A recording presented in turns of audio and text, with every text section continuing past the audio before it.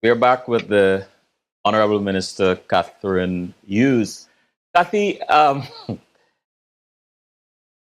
us a little bit about the ministry's plans for the Golden Jubilee. Okay.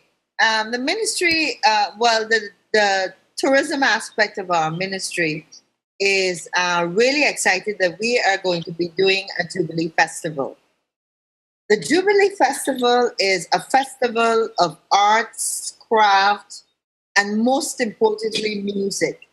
It is a promotion of all that is great and wonderful about Guyana. It is a promotion of our fashion, our musicians, our folklore, a range, a real fantastic melting pot of everything. So the way it's going to work, it takes place from the 19th of May right through to the 22nd. And in the day, it is going to be held at the National Stadium. The tarmac of the stadium is going to be very attractively decorated with a series of different tents. And in the tents are going to be booths which allow our artists to display their great paintings, all those beautiful scenes of Guyana that I know many people in the diaspora visiting will want to take back a piece of art. And we will also have all our craftsmen there. We will have the fast foods. We will have Creole food. We will have stalls that have our traditional sweets and desserts like the sugar cake, everything that you could think about, the Creole food, our national dishes. We will also have in the afternoons on all 4 of those days a fashion extravaganza. And the fashion part is going to take place on the lawns of Colgrain House, which you probably know is where the Ministry of Tourism is located. So it's going to start off with Sonia Noel, who is going to be starting her fashion week and launching it as part of our Jubilee Festival.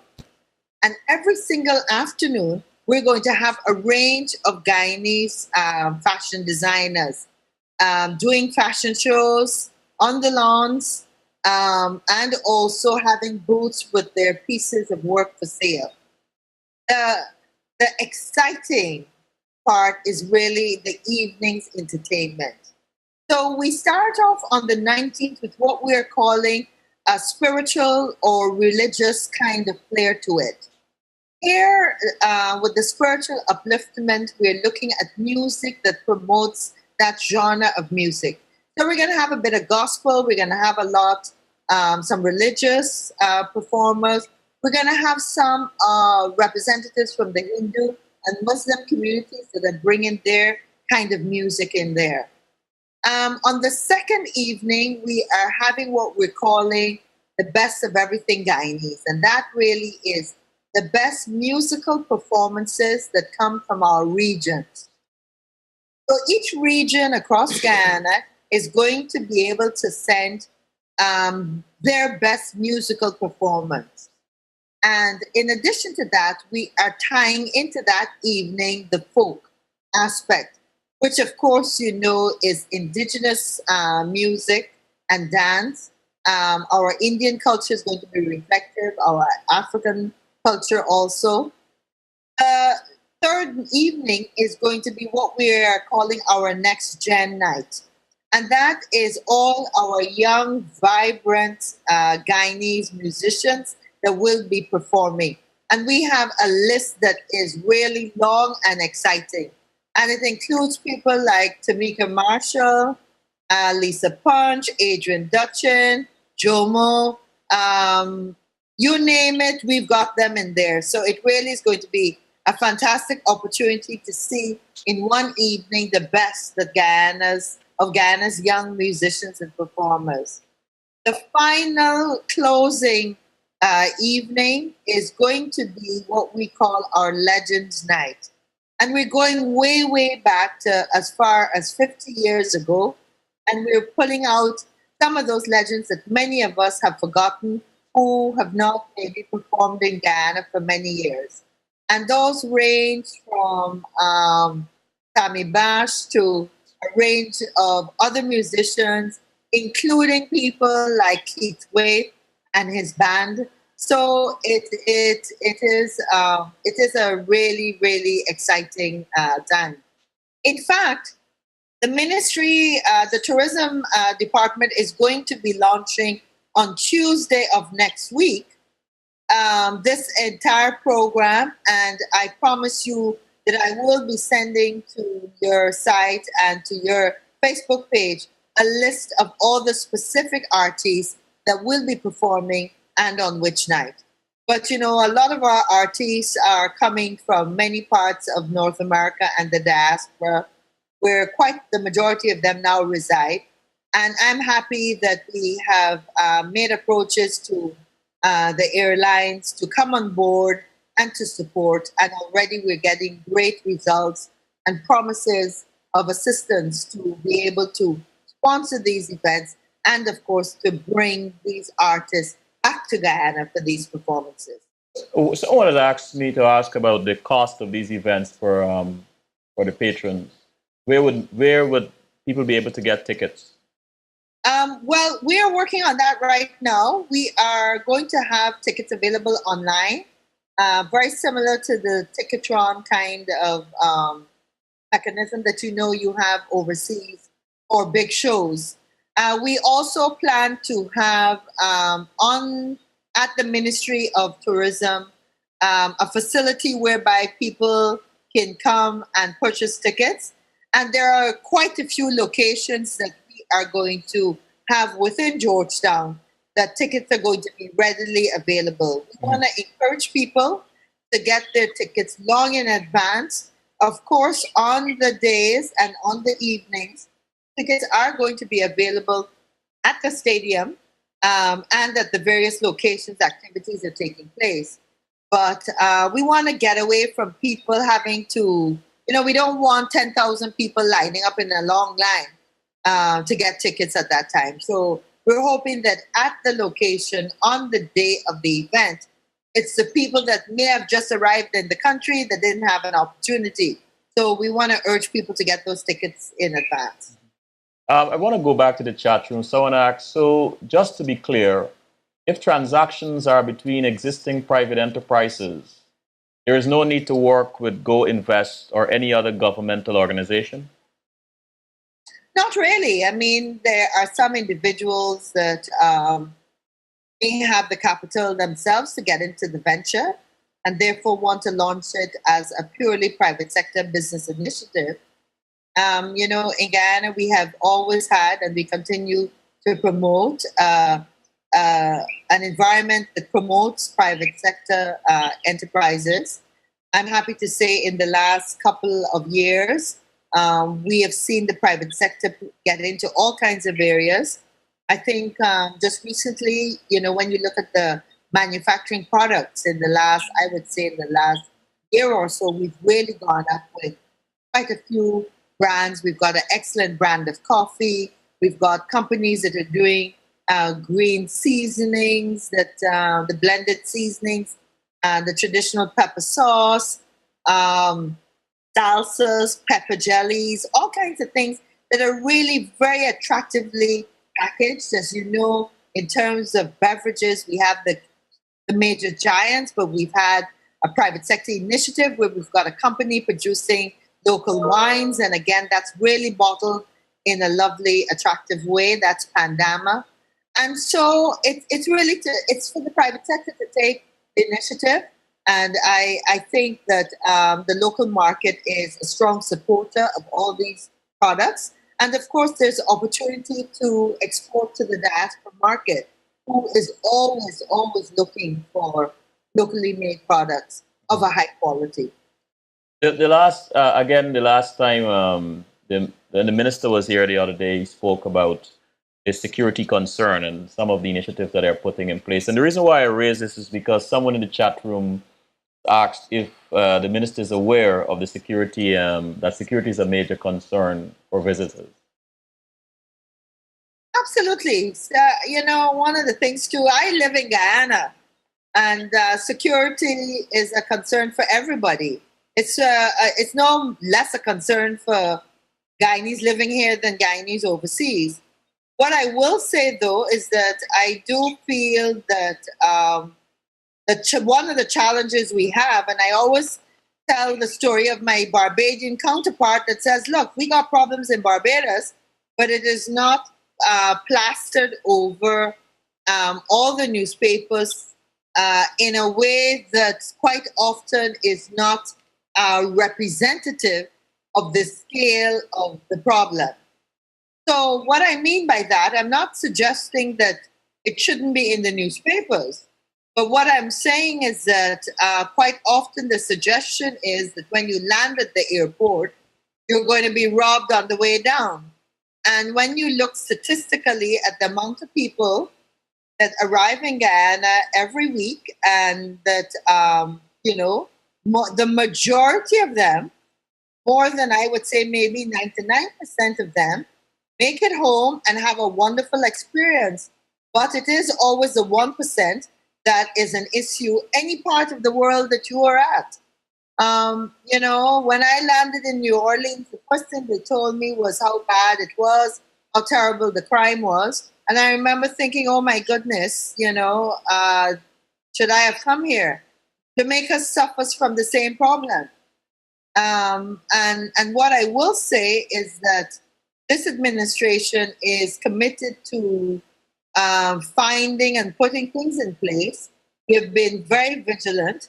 We're happy that we have signed on to the British assistance in terms of the the police services and that sector, and their assistance and guidance and how we can deal with it. And I'm happy to say that over the last 6 to 8 months, as crimes have been committed, we are seeing in the newspapers a lot more incidences where people, the perpetrators, have been brought to the courts and are being dealt with. So I think we have made some headway, because it's not a case where a robbery takes place and nobody is held and you don't know what happens, and it goes into a long, long file of unsolved mysteries. But it is not acceptable. And, this is where everybody needs to be vigilant. And, if people go back online and they look at some of the incidences that we've had, there have been specific incidences where we've had interpersonal violence, and that makes the headlines. That is, for example, individuals, family members that have, for one reason or another, greed, land disputes, somebody coming home with loads of money, robberies based on that. All those are real events that have taken place. I'm happy to say that to date, there's no tourist that has been attacked, or killed in Guyana, and we hope that that doesn't happen. And I say to people that are coming home, don't come with large amounts of money. Don't tell your whole village that you're coming to sell a property. We've had loads of cases where the challenges have been in those kinds of scenarios. And we have to do something with our interpersonal violence. For too long, somebody is angry with someone, and it could be the mundane thing like a phone that disappears, or any other event, and a knife comes out, a gun comes out, and somebody is killed. Minister, I asked you a year ago, if a year from now we were sitting here celebrating what a great year it's been for you as a parliamentarian, a social rights and women empowerment advocate, what would we be celebrating for you? So I ask this question again. What would we be celebrating with you 5 years from now? Well, I hope that in a lot of the initiatives that we're trying to do will bear fruit. I hope that, for example, instead of I hope that we would have doubled the amount of tourists that come to Guyana. Mm-hmm. I hope that it would not only be people from the diaspora, But some of the niche markets that we have incredible competitive advantage in, for example, bird watching. Right now, we have close to 3,000 people that come to Guyana from Holland, from Germany, from the UK, and some parts of North America to look at our beautiful birds. We have close to 800 species of birds. I would hope that we would make a name for ourselves internationally. Just like how Costa Rica has been able to make a name, I would like Guyana to be recognized in that kind of league. A quality product, a sustainable, pristine ecotourism environment, adventure tourism, sports tourism in terms of cricket, in terms of motor racing, in terms of sports fishing. I would like us to have been able to put ourselves on the map and Guyanese to be able to benefit from an increased spend. And by that, I mean people coming to our country and spending money so that the hotels can expand. More local Guyanese can probably get into the hotels or get into tourism resorts, tourism businesses, more tour guides, more craft of a high quality. In the ICT sector, I would like to see that, we would be able on our phone to be able to guarantee the bandwidth that you would need to run the state of the art technology. We're still on 2G, we need to get to 3 and 4G. The phones and the technology is there, but our platform is still not where it needs to be.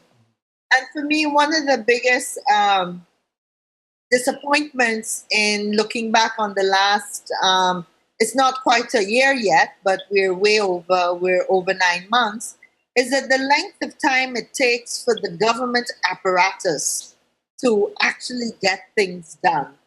Meaning that, there are a series of checks and balances. Even with hiring people, you've got the entities that have very strict categories in terms of salaries that can be offered that I think are uncompetitive today. Some of the wages are still very, very low. We need the unions to be working with us. And there's so many things that, unfortunately for me, coming from the private sector, it takes a longer time. In the private sector, you get a good idea, it can make sense. You could go, you get a loan, or you invest and you get it done. I've come to understand that in the government system, it takes a lot longer. So the challenge is keeping everybody motivated and trying to push the envelope so we deliver in a shorter space of time. I was going to ask you what you miss most about the private sector, being an entrepreneur before you came into government, but I just answered it, huh? Yeah, exactly. The speed at which you get things done. Mm-hmm. When you're in your own business, you can make a decision and you run with it. Like I said at the start, in government, there's so many other facets. And so it really is pulling a range of people on board with your vision. And I think generally in Guyana for a very long time, we've had a culture of, oh yeah, we could do it tomorrow. And we still have to tell every day to Guyanese citizens that time is money. And what can be done today must be done today. And this whole telling people come back tomorrow and look after your thing tomorrow, no, that is unacceptable. If it can be done today, it must be done today. Mm-hmm. And so it's a whole cultural change, and it takes time. I want to shift a little bit into some women's issue. I know you're an advocate for women and violence against women. How has your focus on violence against women and broadly on social rights been impacted, if at all, since you became a minister? Sorry, what did you say? How has it been impacted? Yes. How is your focus on violence against women and on social rights being impacted since you became a minister. Are you able to do more or less? Yep. No, I unfortunately I am able to do less. Unfortunately, I am able to do less. The good thing about it, though, is that I work very, very close with my colleague, Valda Lawrence. Mm-hmm. And Valda and I are close friends, and we are colleagues in the cabinet. Because remember, the cabinet only has 3 women in it. Myself, Valda, and Amna Ali. And so Amna's social cohesion, Valda is social protection. And so I am able to work with her and support a lot of the initiatives that she's doing. So just the other day, she was able to, she's already launched a series of innovative programs. There are a domestic violence unit that has been launched at 2 of the police stations. She has been able to start rolling out a lot of her projects and programs in the social protection area for the elderly. And therefore, I'm kind of piggybacking on what she's doing. I still get specific occasions when I will go out and I will support NGO organizations that are speaking about domestic violence. There are still workshops that I have done recently, but I am only doing, not even half of what I used to do in that area, which in a kind of way is understandable because my focus Right. has been in the tourism and telecommunications area. I'm gonna provoke you a little bit. I'm gonna ask you this question I asked you when you were in the opposition running for government. Is Guyana ready now that you're a minister? Is Guyana ready for a woman president? Guyana's had a female president before, and I absolutely think Guyana is ready for a woman president, as you put it. Absolutely, no doubt. Would you one day, in the distant future, consider running for president? Mm-hmm. As I was answering, I was thinking to myself, I wonder if that's the next question. I'll be honest. Selwyn. I haven't really thought of it. I'll tell you why.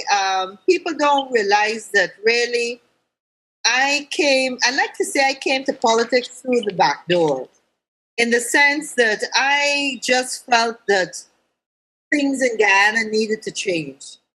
And I thought that for too long we just sat down and we talked about it in our living rooms. And I started to think, it's true. If we're going to just keep talking, we're not going to get anywhere. And then I started to think, I keep looking for other people to do it, and they're not stepping up. And so when some friends, namely the founding leaders of the AFC, decided that they were stepping up and said, we need help, I thought to myself, yeah, I got to help. And I tell people I spent a lot of time initially with the same fears a lot of women in Guyana have. I tried to participate undercover, didn't want people to know because I knew my businesses would be affected. I knew the victimization that came with getting involved in politics in Guyana at that time. And I suffered, as many, many people have for many, many years. But I don't regret it at all. I encourage people to get involved. And that's why I'm so excited that on Friday we have local government elections. And with this whole local government process, we have seen not only the parties coming on board, but as the system allows, and we spoke about this, we encouraged people, we changed the legislation, we voted and got it assented to. We are seeing independents and young people and groups and communities stepping forward to take control. And therefore, I am excited that we are winning the battle whereby people are no longer sitting back and saying, oh Lord, the thing will change. It don't make sense for me to do. to do anything. It is what it is. We used to hear the word, this is Guyana. Well, I think that thinking has changed now. And people understand they got to get up and must take responsibility. And I'm happy that they are doing that. And I want to see more women in higher positions Yes. of the private sector and in government in Guyana. What have you learned about yourself since becoming a minister?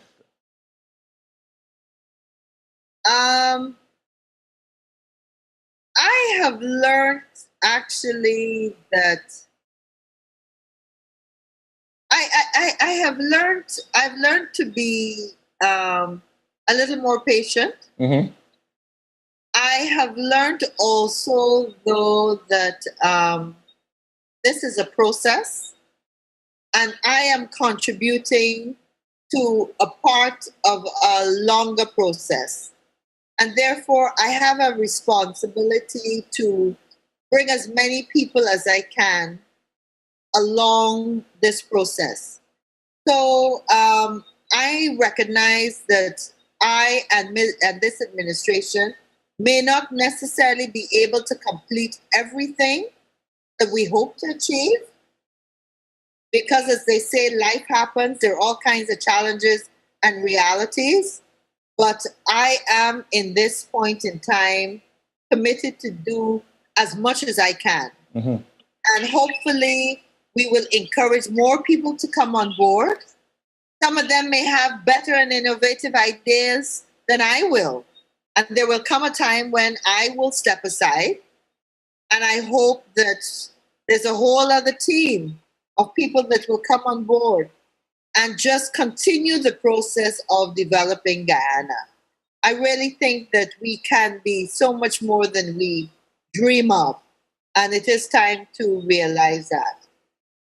If you could go back in time, what would you tell that young new member of parliament? I would tell her that there are a lot more challenges than meets the eye.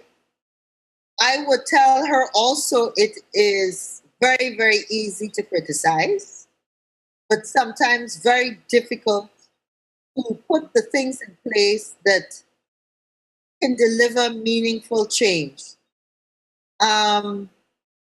We look at things and you think, oh my goodness, this, I'm going to do that tomorrow. But then tomorrow you get a baptism of reality. And I like to say to people that we got a baptism of reality, and I'll give it to you from my perspective. 48 hours after the inauguration of President Granger in May, half of this city was flooding. And I remember we literally woke up that morning and had to jump out and get into gear. And I remember David Patterson calling me saying, and this must have been about 6 o'clock in the morning, saying, where are you? Get to and then it was the AFC office. Get to the AFC office, everywhere is flooded. And we had to start putting things in place. And David, I give him so much credit. David has just exceeded my expectations of what was possible, because in no time he had it under control. In a matter of 6 hours, he was able to report to the president that he had checked the outfalls, he'd done this, he had done that. A couple weeks after that, in our second or third cabinet meeting, we discovered that the funds that should have been in the Petro-Caribe Fund were not there. They had been used. We had challenges with rice. Just after that, we had sugar. We had to bail out Gaisuco. We had to spend, quite a few billions of dollars on things that we had not anticipated. And guess what? That is the reality of being in government. every day in my tourism ministry. I mean, there were bills that were left that I was just totally shocked. Imagine you get an idea of what you're going to budget and what you have to spend, and you realize that there, like three bills for $500,000 to CPL, international member agencies that you owe membership dues that haven't been paid for 4 and 5 years. Those are the real challenges. And there's absolutely no way I would have known that before. And that impacts on my ability to deliver on all the things that I said before I was committed to deliver on. Minister, what makes you laugh out loud these days? Guyanese people make me laugh out loud every day, honestly. And I think that's one of the beautiful things about living in Guyana. You see the funniest thing, you see the most stupidest things. And we're just such a wonderful people, I get people that come up to me and tell me all kinds of things. I'm very fortunate because I get a lot of people that just will come and hug me and say they saw me here, or they're just so happy to meet me in person. And every day I get to laugh, and every day I get to smile at something. You just have to hear the things they say on the street, and we're great people. We are fun-loving, great people. Time is on us, but there's one question in the chat room. If you can answer it quickly, then fine. If not, we'll have to call it tonight. Is there a disaster recovery plan that has been made available to the public? Disaster in terms of natural disasters? Well, they didn't say. They just said disaster recovery plan. Well, we work very closely with the Civil Defense Commission. Guyana has the Civil Defense Commission, which is an independent entity that deals with disaster preparedness. We've had several international agencies that are also represented on that commission. And so they have programs for health disasters. For example, just the other day, they had a press conference and they were talking about the mechanisms that have been put in place to contain Zika, which is in addition to what the Ministry of Health is already doing. They have disasters preparedness in terms of flooding, in terms of drought. Right now, the situation is that in many parts of the country there are drought conditions, especially in some of the Rupununi and interior locations. We had a shower of rain yesterday and 2 days ago, and we wish we could get some more rain right now. So I know that there are several ministries that have their disaster preparedness plans that are in place all the time. And then, of course, that commission, as I said to you, the Civil Defense Commission actually has a website. And some of those programs are actually online. I remember in my previous life, as I like to call it, my company actually produced a series of documentaries on climate change and what you do in different disaster settings. For example, if there's a flood, how you purify your water, how you dispose of garbage, how you do a range of other things. So I think the mechanisms are in place, and I think that the websites are probably places where that information is available. Honorable Minister, thank you so much for spending this time with us. Have a blessed evening. Keep up the good work. Thank you, Selwyn. It was a joy to be chatting with you. And look out for that information on our Jubilee Festival. And to Guyanese in the diaspora, we want to see you home sometime this year. God bless you all, and good health, and enough laughter. Enough laughter. Good night. Bye.